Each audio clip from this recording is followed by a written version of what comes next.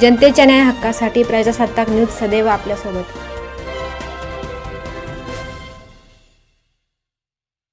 समृद्धी महामार्गावर इगतपुरी घोटी दरम्यान सोमवारी पहाटे झालेल्या भीषण अपघातात अमृत ग्रामीण बिगरशेती पतसंस्थेचे माजी व्हाईस चेअरमन तथा ज्येष्ठ शेतकरी रावसाहेब कारभारी काकड वय 65 यांचा जागीच मृत्यू झाला, तर निवृत्त नायब तहसीलदार विनोद गिरी वय 61 आणि शरद नाना थोरात वय 60 जखमी झाले आहेत।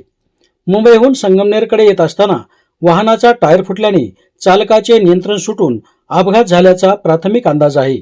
जखमींवर घोटी येथील SMBT रुग्णालयात उपचार सुरू असून त्यांची प्रकृती स्थिर आहे। या घटनेमुळे संगमनेर तालुक्यात हळहळ व्यक्त होत आहे।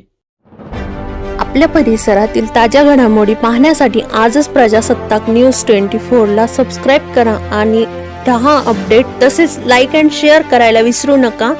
प्रजासत्ताक न्यूज सदैव आपल्या सोबत।